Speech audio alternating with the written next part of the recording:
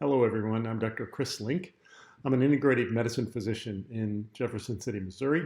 This talk is on health and happiness. And integrative medicine really gives us more tools in the toolbox to help people with many different conditions. Particularly, this talk is going to focus on being healthier and happier throughout this year. And we're going to look at a wide range of things from nutrition, nutritional supplements, relaxation techniques, breathing techniques, exposure to different sorts of environmental stresses like heat, cold, and light, and even some herbal medicine, and look at how all of these can improve our health and our happiness in 2023. The summary of the talk is to begin with, to look at the current understanding of the causes of depression and anxiety.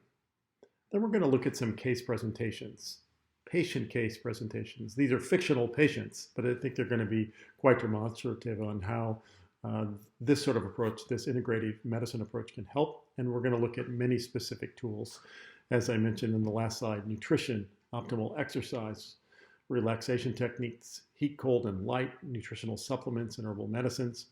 And it's also important to recognize that counseling and talk therapy can be very effective and a key component for some patients, and pharmaceuticals can be very effective too, though we're not going to spend as much time on pharmaceuticals today. With integrative medicine, we have more tools in the toolbox so we can use the right tool for the job and not necessarily always defaulting to a pharmaceutical. Though again, pharmaceuticals are part of the whole spectrum, the umbrella of what medicine can offer, and I think in some cases, a very important part. So there's going to be 3 fictional case presentations. And when I present these, you'll notice that in the conventional model, it would be very likely with the symptoms that these patients are presenting with, that pharmaceuticals would be prescribed. The question I want to keep in mind in all of our minds is that prescription really necessary? Do they really need it? Is it optimal for their care? Do they need medication and something else, or maybe not even the medication? And what other treatments are safe and effective? And what other treatments may have less side effects, potential side effects, than do the pharmaceuticals? The first case, and again, I want to just emphasize that these are not actual patients, but this is a prototypical patient that I might see. A woman that's married in her 60s, she has no children at home, and she might report to me that she feels off, that her motivation is down, and that her weight is up 10 pounds. She may go on to say things like, it's hard to do what I need to do to take care of myself. And it's been worse in the fall. So in the fall and the winter, when the light is lower, and her diet's been off. In this particular fictional patient, there was no underlying serious chronic medical conditions. She had been on medications in the past, and SSRI, one of the common medications we use for depression, about 10 years ago. But she reported that though it helped, it really stifled her emotions, both her ability to feel sad emotions and her ability to feel joy. Her current supplements include vitamins, a multivitamin, vitamin D, and rhodiola, which is an herbal supplement that supports mood and energy. The second fictional patient, and at the end of this talk, I might say that what we'll do then is we'll revisit these patients and then discuss the sort of interventions that may be helpful for them. This is a 35-year-old woman that's married, has 2 children, she's working full-time, and she reports being exhausted, that she can sometimes be irritable, and that's really not like her, that her sex drive is less. She has underlying hypothyroidism. She reports that her diet isn't that great, that she often gets her food between taking care of the kids and her work, etc., and it's not always the best food. Her sleep is sometimes challenging, particularly falling asleep, and exercise really isn't much. She doesn't have much time for it. Her medication is Synthyroid, a thyroid medication, and then also she occasionally takes her kids' gummy vitamins. The next fictional patient is a 55-year-old man, business owner. He feels more depressed and anxious lately. He is on Zoloft, which is an SSRI that can be effective. He noted in the past when they went up on Zoloft for him, that his sexual satisfaction was lessened. He has a history of depression and anxiety, off and on for years, and he really has terrific health habits, a mostly paleo diet. His sleep is okay, though sometimes he wakes in the middle of the night and has a hard time getting back to sleep. His exercise is pretty good, cardio and weights 3 days a week, and he's currently on Zoloft and omega-3, a multivitamin, and vitamin D. So again, we'll come back to these 3 patients at the end for potential solutions. The serotonin theory of depression, which has been out there for a few decades, has been found to be a bit too simple and not as accurate as we thought. It used to be that we figured, or we determined in patients with depression and anxiety that their serotonin level was low, that if we give them an antidepressant that elevates the serotonin level, that's it. That'll simply improve their condition. But we found that depression is much more diverse and complex than that, and it's not a simple fix. It's not quite like diabetes or hypothyroidism. With diabetes, if you give insulin, you can really right the ship. Same thing with thyroid. If you have low thyroid and you replace the thyroid hormone, you really fix the problem. That's not the case. It's not so simple in depression and anxiety. Now, medications can really help some people. They tend to help people that have the most severe depression the most. And for people who have mild to moderate depression, they're not a whole lot better than the placebo for those, and that's a sugar pill. So they can be very helpful in some people, but often not as helpful as we might think. Recent data tells us that there's many causes of depression, and actually different kinds of depression. Some depression is manifested by significant fatigue or apathy, or some more with irritability and appetite changes, some with even serious things like suicidal thoughts. Often people have disruptions in their sleep, either sleeping too much or too little. So there are some chemical imbalances, but again, it's not as simple as just low serotonin. There's genetic tendencies and predispositions. There's issues with brain structure, with nutrition playing a role, poor nutrition in particular, that chronic stress is an enormous role. And inflammation, interestingly, plays a significant part in brain health. We're finding that over and over, and we'll talk more about that. So in 5 to 10 years, it's really likely that we're going to really understand that depression is not just one illness, that it's a group of illnesses that can lead to depressed mood with multiple different sorts of symptoms. Now, more on the SSRIs, the selective serotonin reuptake inhibitors. This is a review in a major journal, the British Medical Journal Psychiatry. And they said that major depression is clearly a significant factor in adults' lives. Many people suffer with it over their lifetime. It can lead to serious things like poor quality of life and even suicidal ideation and behavior. But the average benefit for an SSRI is low, and it's similar to a placebo.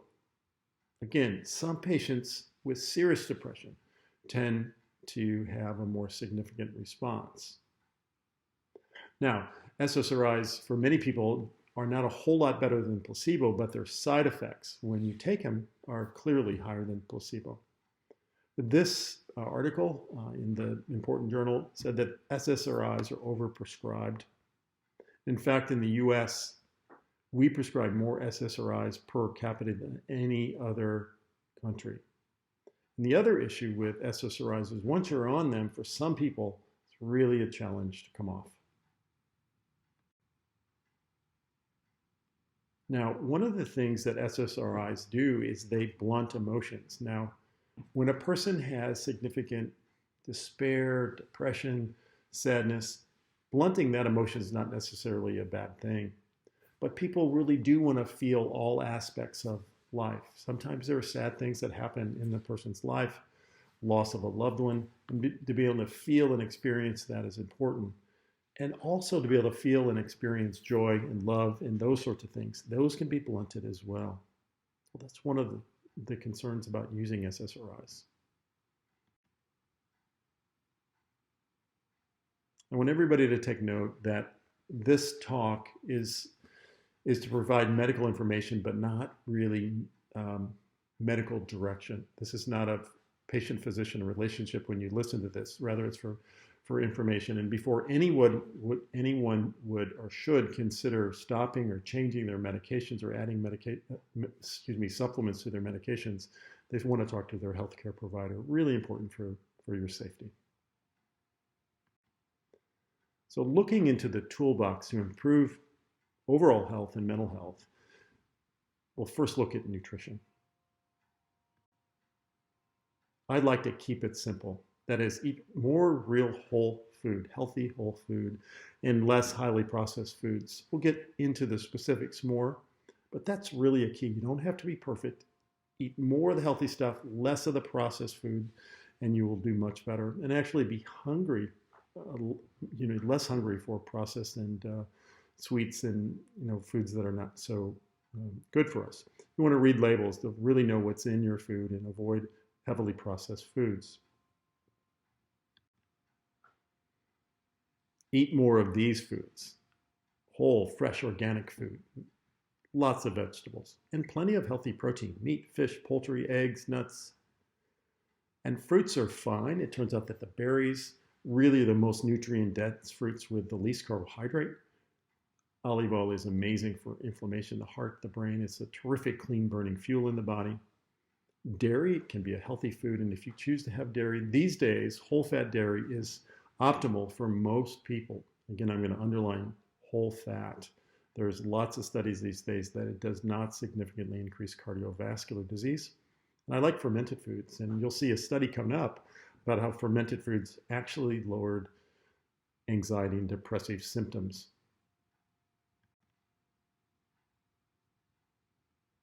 This was a study in the journal Circulation, a major journal in the US about cardiovascular health. And here's what they said in this large study, that eating fruits and veggies are really important, but simply 5 a day is enough. You don't have to eat 8, 10, 12, though you could if you like. It turns out that you're going to get plenty of fiber, the nutrient phytochemicals that we get from colorful plants and fruit. And 5 a day is enough. The benefit really plateaus at about 5 a day. Though you can have more, you don't have to. And that fruit juices and potatoes really are not included. Fruit juices are just way too high in sugar because all the fiber in the pulp is removed and sugar just rapidly gets into your bloodstream and is not particularly healthy.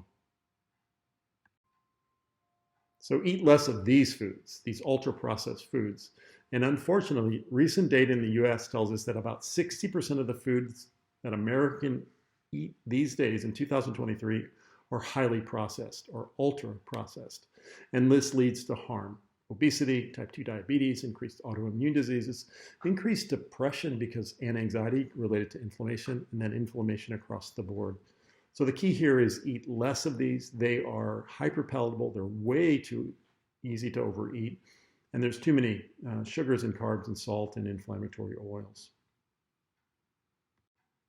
Now, this study is the one I was talking about in regards to eating more of these healthier foods and having lower anxiety. 45 adults were asked to eat foods that were high in fiber and highly fermented. And the more they ate over the next month, the lower their perceived stress scale, as determined by a validated stress questionnaire, was 32% lower on average.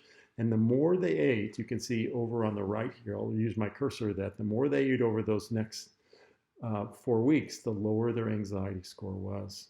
Fermented foods and healthy, nutrient-dense foods high in fiber that support our microbiome really help.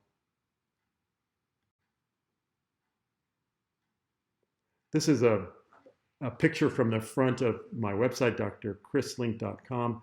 And on there are some easy tabs for other lectures I've given, and then an essay I've recently written called the Real Food Essay that goes into more details on this approach of keeping it simple, emphasizing nutritious whole foods and de-emphasizing processed foods.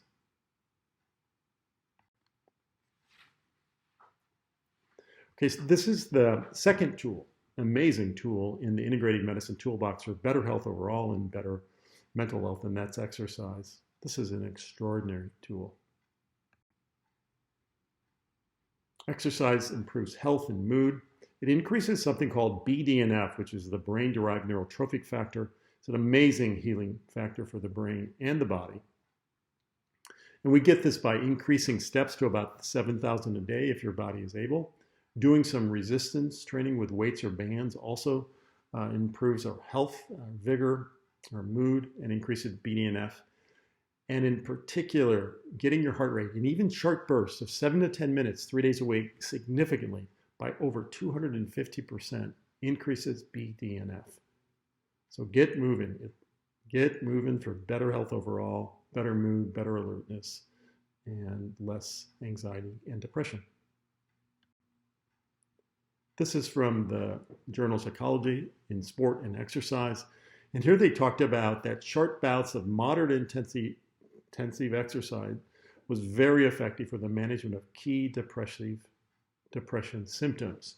And interestingly, too, they went on to say is if you have a task that you need to do, something that might be challenging or difficult to do, create a little anxiety, that you do this right after a bout of exercise if you can, because you'll tend to be able to do it better, more openly and directly with less distress. For example, if you need to go ask your boss for a job, go for a higher paying job. You may go out for a vigorous walk before you have that meeting with him or her. Sleep is another important tool. It helps us become refreshed. It helps our memory, helps our repair. Things that disrupt our sleep: it's eating food late, having alcohol within 3 hours before bed, being exposed to intense light before bed, and obviously caffeine late in the day. Coffee is it's really a health food. It does many things to support our health and mood and liver function. Better to be drank earlier in the day. You want your room is dark and is cool and is quiet. Possibly use white noise to help you get a deeper, more refreshing, restoring night's sleep. And these days, I really am a fan of a sleep mask. These are not expensive, and they really do keep out the night light, even the low lights that can disrupt our sleep. If you wake unrefreshed on an ongoing basis, or you're finding yourself sleepy when you're driving during the day, then you must think about sleep apnea and talk to your provider about that to be assessed for that. And there's also very good home sleep trackers now. The Apple Watch, the Oura Ring, and there's even apps on the phone that you can use that will detect abnormal snoring at night. The key with sleep is find ways to get more. Now, these are some sleep supplements. The one I almost always start with is magnesium. I also like to add glycine, which is a sugary tasting amino acid that supports relaxation type neurochemicals in the brain. Melatonin can be helpful to get you to sleep. It usually doesn't really help people stay asleep very long. Low doses are probably better than high doses. Ashwagandha is a tremendous herb that we use that lowers cortisol and norepinephrine, two of the key stress hormones. So you might consider that. Theanine is a green tea extract that helps with anxiety and kind of the chattering mind that allows us to sleep. So there's many different things. We're even using medical cannabis because we find that it's got a low risk profile and can help people with sleep. There's other things like phosphatidylserine, apigenin, and others. So this is something that you might want to work with your provider on. Now, one of the keys to impaired mental health and overall poor health of all our systems, all the way to our cardiovascular system, and our blood pressure and our muscle pain, is chronic stress. And studies tell us, and particularly this report by the American Psychological Association, that it increases muscle tone and tension, which can cause pain. It can affect breathing, and particularly with people who have chronic respiratory problems, that it increases the risk of hypertension, heart attack, and stroke. And it can even affect the good bacteria in our life. So we need to look at our stress load and see how we can manage it, both by trying to decrease the things in our life that cause stress, the things that are amenable to that, and then also do stress management techniques. We're going to talk about some important ones coming in the next few slides. Two great books I like. Stress Less, Accomplish More by Emily Fletcher. This is a terrific tool. And then the book Breath by James Nestor. Particularly for overall strategies to lower stress, I like Emily Fletcher's book. but in particular, how you might use breath to improve your health and stress overall. That's a terrific book. Well, stress leads to many issues, from insomnia to chronic anxiety and depression, and there are many things we can do about that. And we'll go into those as we go forward. One of my favorites is something called Yoga Nidra, and it's known as non-sleep deep rest when it's studied at Stanford. And 15 to 30 minutes significantly improved learning in students at Stanford. There are wonderful free examples, many on YouTube, of guided meditations, which is Yoga Nidra. What it allows you to do when you lay down, get comfortable, put your ear pods in, it allows you to switch from the thinking, planning, worrying mind to the listening and feeling mind. And this creates deep relaxation. It's a terrific tool. I love it. Another tool I like is box breathing, where you would breathe in to 4 or 5, then you hold your breath to 4 or 5, and then you breathe out slowly to 4 or 5, and again hold to 4 or 5. And that's the box, and you might want to repeat this for about 5 minutes or so. One of the ways to really enhance this technique, and there's nice studies behind it, is to hum on the out breath. So you breathe in, you hold, and then you hum. And this is a terrific way to increase vagal tone and relaxation in the body. I find it quite joyful and effective, and I do this most mornings myself. Now, another technique is called the physiological sigh, and this was first determined when children are observed. They might get into a crying spell, and then they'll have a double breath in and a long exhale, something like this. And many of you that have seen a child cry like that, you might see them do that occasionally to catch their breath. This is a terrific way to lower stress. And so just 2 to 3 times in a stressful situation, where you take a full breath in and then breathe in a little bit more at the end, and then a long exhalation out, and then repeat that 2 or 3 times, can diminish stress immediately in a stressful situation. This can also be repeated over and over 5 minutes as well, and can be quite healthy, as I'll show you in the next slide. This is a study in January of 2023 that talks about how these short periods of breathing, in this case 5 minutes of different breathing categories, the physiological sigh, like I just mentioned, box breathing, something called cyclic hyperventilation, was compared to mindfulness meditation.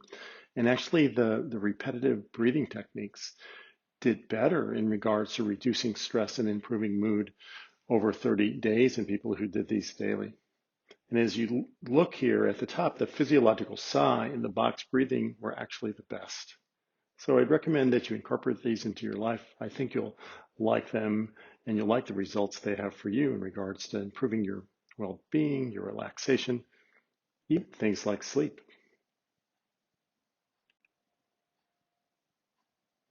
A next important area is looking how physical modalities can affect our mood, our energy, our alertness, heat, light, and cold. And those are in the next few slides. Sauna therapy has been shown for years now to have multiple benefits. Many studies out of Scandinavia, and then a recent study at the Mayo Clinic in 2018 showed that it had remarkable benefits in regards to lowering inflammation, lowering oxidative stress, which is one of the things that ages us, increasing the flexibility of our arteries, improving our heart and lung function, improving our immune function, and lowering our blood pressure. Terrific. Actually, even improving HDL cholesterol and lowering triglycerides. So we know that sauna therapy can be very beneficial. And then in another study in 2019, a group of studies called a meta-analysis, where they looked at several studies over the last several years, they showed that hyperthermia, exposing people with depression with sauna, increased body temperature in a study situation, actually improved their mood in amazing ways, lowered inflammation, lowered pain, and increased these natural painkillers and mood elevators in the body called endorphins. So clearly, heat can be beneficial when it's used safely. And back to the Mayo Clinic study, it certainly could be used safely in adults of all ages, as long as it was started slowly and increased over time. Okay, so from one side of the heat-cold spectrum to the other, this is cryotherapy, actually very cold therapy. Athletes have known for years that if they did a very cold bath or an ice bath or did a cryotherapy session, which is actually a specialized device that can bring the temperature down significantly, that a person steps in and stands in, that this can improve athletic performance, decrease muscle soreness after exercise, and have benefits for performance. Well, recently there's been another meta-analysis where they looked at multiple different studies on how whole body cryotherapy affected mental health. And what they found is that it was a significant benefit. It was a great add-on to the other things that we've talked about, things like nutrition and exercise and medications when needed, that it was especially helpful with depressive symptoms. There is a cryotherapy unit available at Element Cryo in Colombia, and I frequently recommend that to my patients.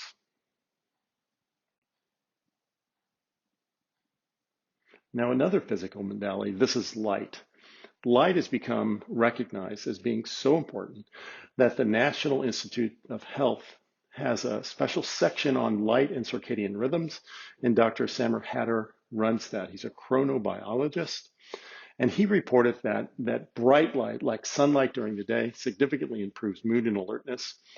And bright light at night significantly impairs helpful restorative sleep and increases the risk of depression.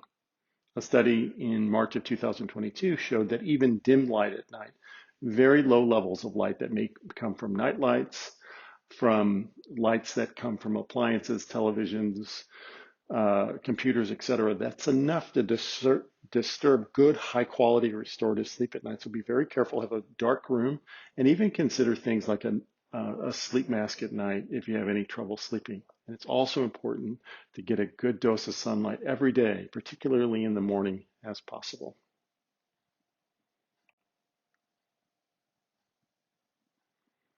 Light boxes have been shown to be very helpful. There is a condition called seasonal affective disorder that affects about 2 to 3% of our population, partly because of the light is lessening during the winter. And when you add back light, either nice sunlight walks in the morning when possible, or these light boxes, typically light boxes that are pretty big, 10 by 12 inches or something like that, and have at least 10,000 lux for about 30 minutes in the morning, it can significantly improve mood, mental health, and alertness. Safe too. And these generally aren't expensive, can be found at retailers and Amazon for less than $100.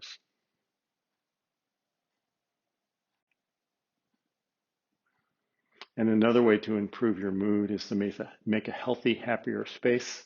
And these are some recommendations that I pulled from a recent article on improving the health and happiness in your space. One is to decrease clutter as possible, and to create kind of boundaries between different areas if you're in a larger room so that you can feel more organized in your mind, and that seems to help.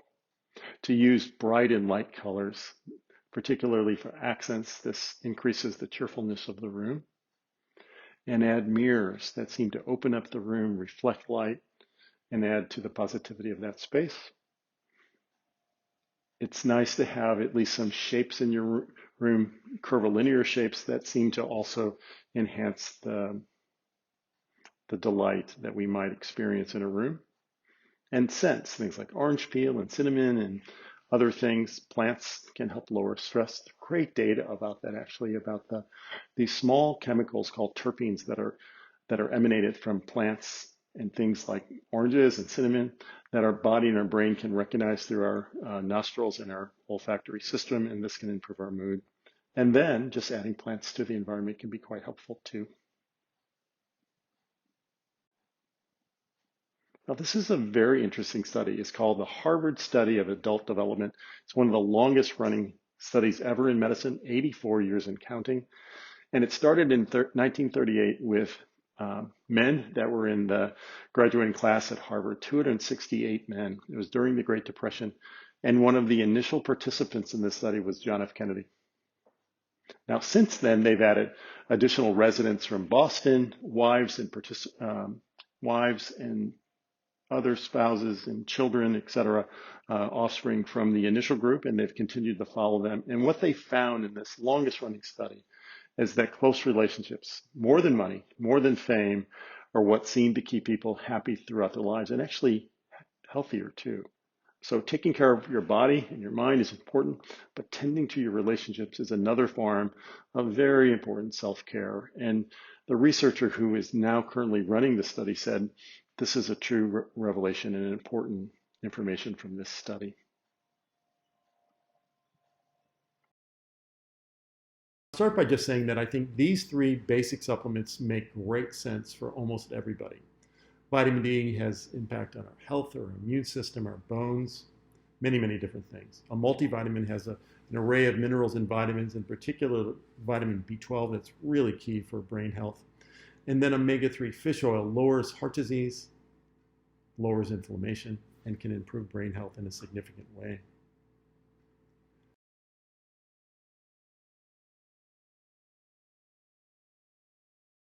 Let me give you an example of just one study, and this has to do with Alzheimer's and slowed cognition. This was an important study from the National Institutes of Health in Wake Forest just a couple of years ago, where they followed 2,262 adults in middle age. And they found that the folks that took a multivitamin that then were followed over the next 3 years, their decline in cognitive function was 60% less than the individuals who did not take a multivitamin. So there's good data behind all of those three, a basic multi, vitamin D, and omega-3. And how do you choose a good supplement? Look for the GMP logo. That means good manufacturing practices. If it's on there, it means that the ingredients were evaluated before they went into the product, and then the product was evaluated afterwards to make sure that the ingredients were there and the doses noted and that there wasn't any abnormal adulterants. Many of the things you might get online and at standard box stores are not made with such rigorous quality. Look for either professional products like maybe at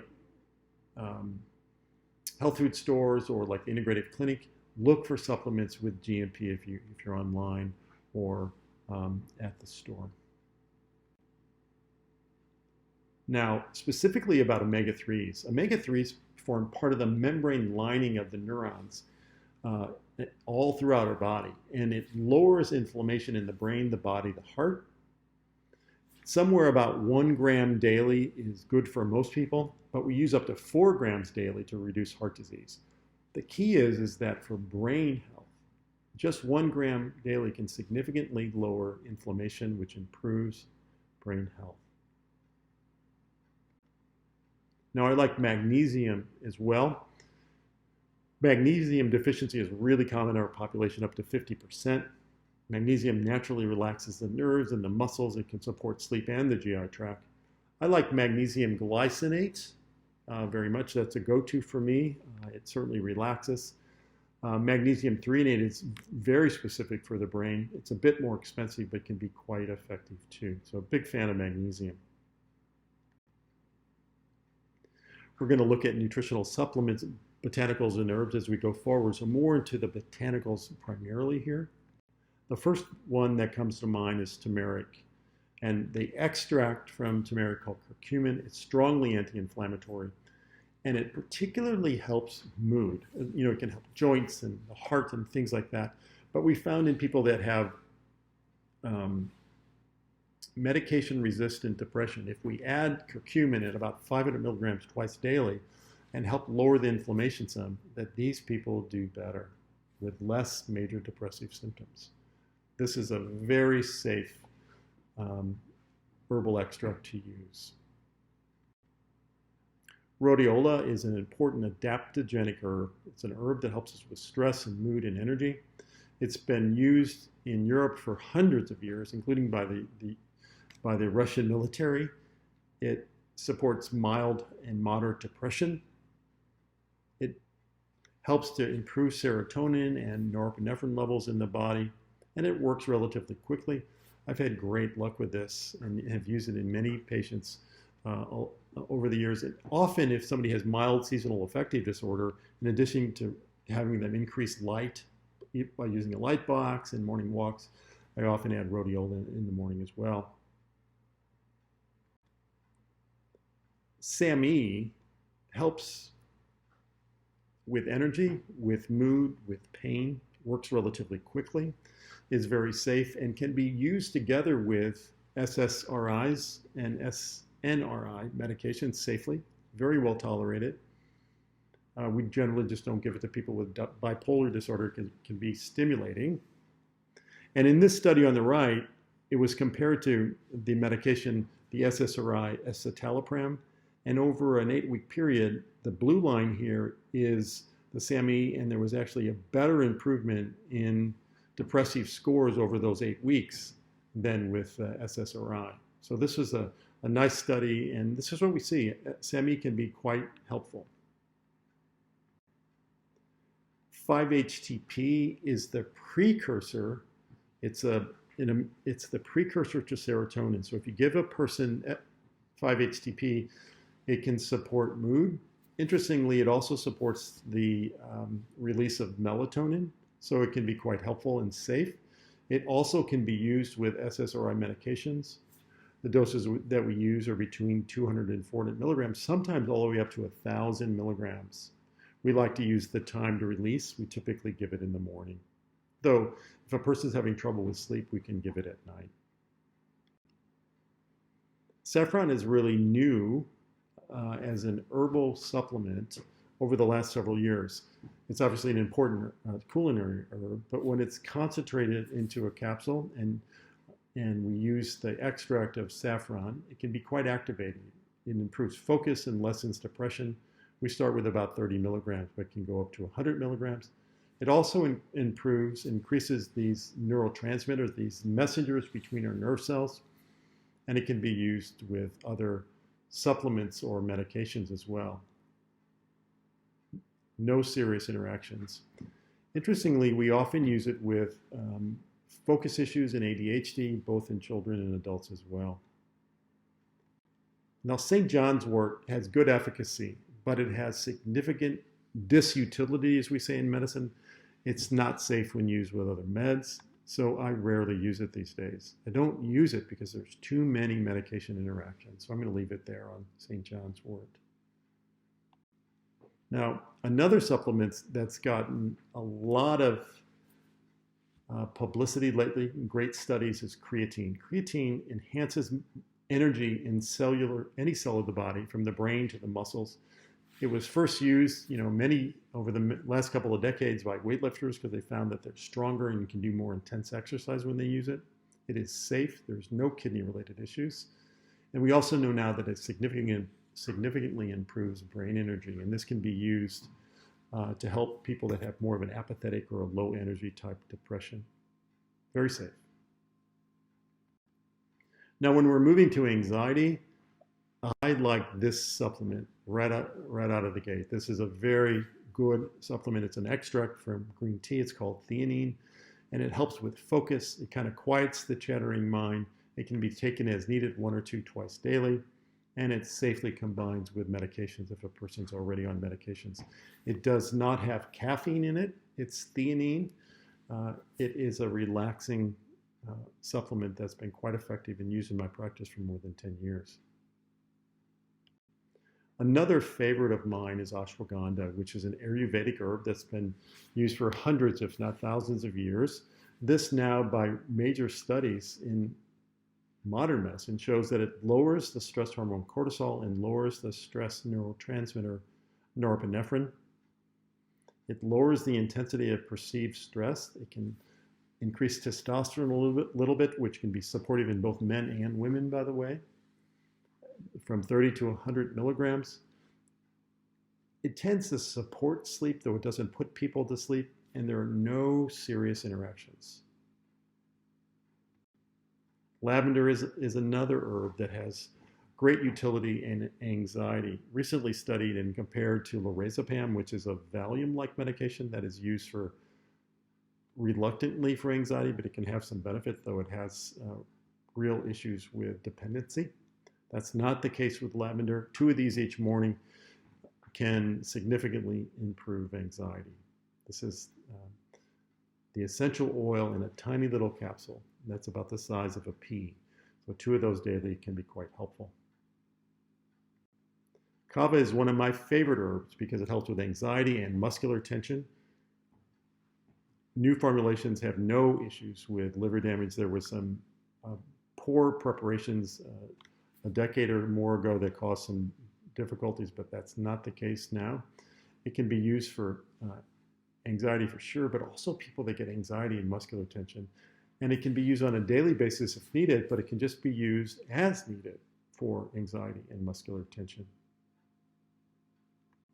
So let's circle back to the case presentations. This is the 64-year-old woman that just feels off. Her motivation is down, her weight's up. She's lost some of the motivation to care for herself. She's not real interested in going on an SSRI unless she absolutely has to. She's currently taking low-dose rhodiola, vitamin D, and a multivitamin.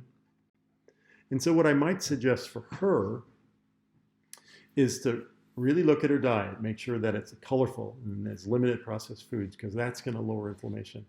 I want her to get into exercise. I would love her to go to the YMCA, or if she's in Columbia, the ARC, and go there 2 or 3 days a week, maybe even get a trainer. That's going to really lift her mood, the exercise and being with people. I'd like her, because I think there is some seasonal affective component to this. I'd like her to get a light box and have her morning walk. And then the rhodiola, I want to increase the higher doses, which are safe, 2 or 3 in the morning. I want her to continue the multivitamin and add omega-3, because we know that helps with mood and anxiety and inflammation. And because she's got low energy, I want her to add some creatine daily and clearly connect with friends.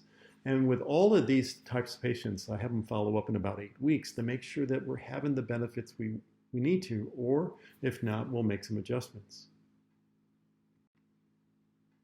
The next case was the 35-year-old woman that had a harried life with 2 children, working full-time, exhausted and poor sex drive, really hasn't had much time to care for herself.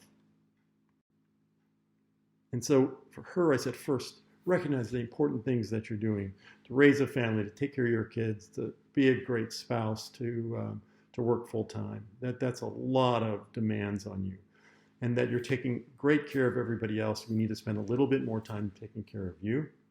I want her to focus on a bedtime routine instead of the 5 or 6 hours night, 5 or 6 hours of sleep she gets each night. I want her to really try to get 7 or 8. I want her to look at her diet, and though she doesn't need to be perfect, every day I want her to get some healthy foods in, some nuts, some berries, some good sources of protein. By the way, protein makes the amino acids in protein help us make our neurotransmitter. I want her to have fermented foods, 1 or 2 sources a day, which is going to help inflammation in her body and her brain. I'd like her to do yoga nidra most days, even 15 minutes. Will significantly lower the stress response in her. And I'd like her to get her own multi, a woman's multi with iron, and take an omega-3. And then I'd like her to start some ashwagandha, because that's going to lower her stress. And then if days get really difficult, she can add a couple theanine, which can immediately lower stress and anxiety. I'm going to recommend the book Stress Less by Emily Fletcher. And again, I'll follow up with her in 8 weeks to make sure that she's having the kind of improvements we expect. And this last case presentation is of the 55-year-old man, married business owner, that Zoloft's really not working as well now. And he has otherwise really good health habits. So there I'm going to say, continue your terrific diet, exercise, and supplements. Take time to assess. I want him to take time to assess the demands in his life. Is the level of demand in your work, is it necessary? Is it right for you? Are there modifications that could be put in place to limit the hours or maybe delegate some? I would ask him if he would consider counseling to see if that might help him some. I want him to do some breath work daily, something like the physiological sigh or the box breathing for 5 minutes each day, which is going to just do things to really lower the stress response in him, and maybe yoga nidra a couple of days a week. I like the fermented foods for him as well, 2 to 4 servings daily, because that's going to significantly lower anxiety. I would discuss increasing Zoloft, and if he wanted to, we would. If not, we would use some other things. I would add curcumin, because we know that curcumin is particularly helpful in drug-resistant depression, and his is starting to get that way. And then I would add a little bit of SAMe, because it's really motivating and helps with anxiety. And as always, we'd follow up closely within about 8 weeks to make sure that he would be doing better. Okay, so we're to the end of this talk. I hope you enjoyed it. The idea is to get across that there's many things we can do to improve our health. And if we're improving our overall health with nutrition and exercise, taking some basic supplements and then maybe some specific supplements, we can improve our mental health as well. That we are a mind body. We want to keep both healthy and happy in 2023. And at the Integrative Medicine Clinic, we really looked at using the right tool. Not always pharmaceuticals, but sometimes pharmaceuticals when needed. But all of these other things that allows us to keep people healthier with less medication and less side effects. So I wish everybody the best in 2023. Please contact us if you have any questions.